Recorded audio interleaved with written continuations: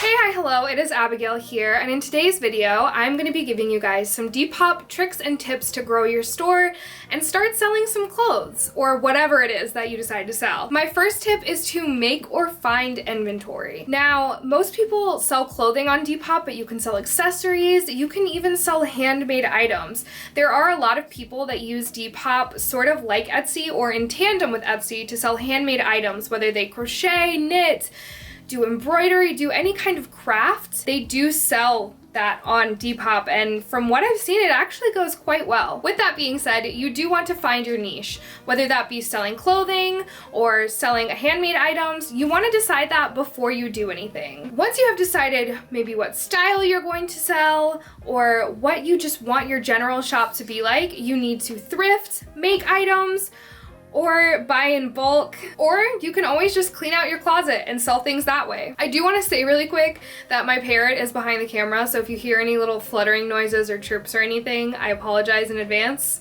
I'm home alone right now, so you very well might hear her. My second tip is to take good quality photos. This is super important. Honestly, I think this is one of the most important, if not the most important things to have success on Depop. First, you want to decide if you're going to try on, style, flat lay, or hang your clothing to take pictures of it. Personally, I've had the most success with flat laying and hanging my clothing, which is exactly the opposite of what most people will tell you. Most people will tell you trying it on and styling it is the best thing. I tried that and I had significantly less likes and activity on my account than whenever I just have it hanging or flat laid in a very nice, neat, and clean style. You will want to find good lighting and a good background. For me, you'll see I just hang the clothes on a sparkly hanger that my mom got for me on Etsy on the back of my bathroom door closet.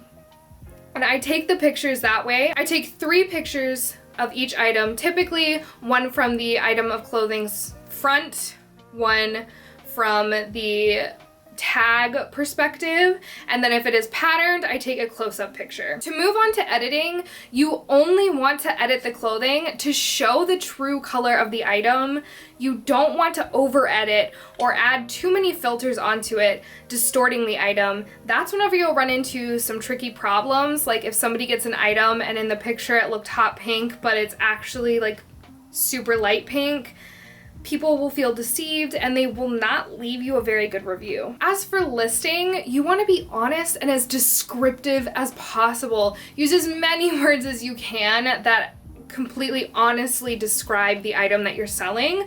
For tags, I highly recommend, you only get 5 tags, and I highly recommend sticking to tags that have to do with what you're selling. Something that I absolutely hate and disagree with, I do not think anybody should do this, is tagging your items for exposure. I really hate whenever people do that. It just clogs up. If somebody's looking, say I'm looking for a shirt from Anthropologie and people keep posting Forever 21 shirts and tagging them as Anthropologie for exposure, that just clogs up the search engines, and it's really not good, and you can actually get in trouble if people report you. I have been that narc to report somebody before. You can get your entire shop removed from Depop, so don't do it. It's not worth it. Honestly, your shop will probably do better if you don't tag for exposure, but tag what the item actually is. This is a tip that I don't see as many people talk about, and that is to refresh your items. Like refresh, my guy. This has been something that has helped me the most. It may sound time consuming, but it's honestly not that bad. I currently have about 48 items in my store. I currently have about 48 items in my store, and it takes me 3 minutes. I've timed myself. It takes me 3 minutes to refresh my entire store. Let me show you guys how I do that real fast. Okay, so you're gonna wanna open Depop. You're gonna wanna go to your store. You can see all of my items now. Now that item is refreshed and more people will see it in the search engine.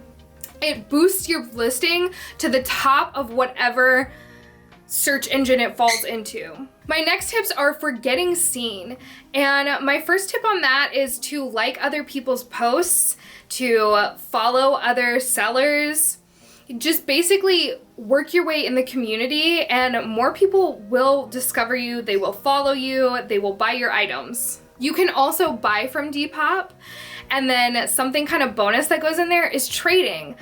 Trading is something that's super awesome. I've gotten some great things. If you and another person have items in your stores that are of similar value and you want to trade them, it's super simple. The way that I do it is I always make a $1 post, that's the minimum, and then you can either include shipping or you can pay for your own shipping. You two will buy each other's dollar posts, and then you'll have the information for each other and you will ship out your items that you are trading. Super simple, and it's a great way to build a base of people who follow you.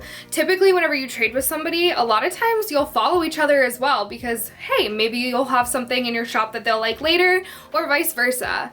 So that's a great way to build up a following. My last tips are for turning buyers into long-term customers. Number one is to review. Now, after a sale is complete, you are able to review each other. I always try to make sure that I review as soon as the item has been delivered. You are able to go in and check and see if an item has been delivered to your customer or not. Personally, I like to wait until it's been delivered just in case there's any issues along the way. So I wait until the item is delivered. I put in my review, and that usually also reminds the customer, hey, you can leave a review now, and then they'll leave you a review as well. You don't have to leave some long, in-depth review. Honestly, most of my reviews are great buyer with a smiley face, and that works just as well as anything else. It'll just be nice for your buyer or customer to have a good review from you. That definitely makes an impression. Next is to send messages, be communicative, and answer questions in a timely manner.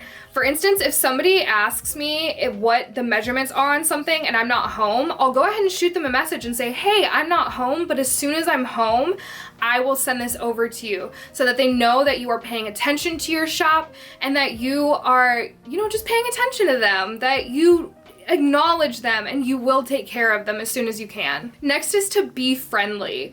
I typically will message somebody as soon as they buy from me or as soon as I see that they have bought from me and shoot them a message that just says, hey, thank you so much for purchasing. I will be shipping this out XYZ whenever I'll be able to ship it out. And last one, this one's optional, but you can send gifts, write a note, or have cute packaging. I kind of see all of these as an either or option. I used to send little gifts, but honestly it can be expensive with the quarantine going on, especially like small things that I normally would get, I can't get anymore. So instead I opt for cute packaging, and sometimes I'll write a note. It depends on how busy I am. All of these are just small little ways to build your store and help you to get selling. So I hope that you enjoyed all of these. Leave me a comment, I will respond to it. Don't forget to like and subscribe. And I hope that you have a good day. I love you all.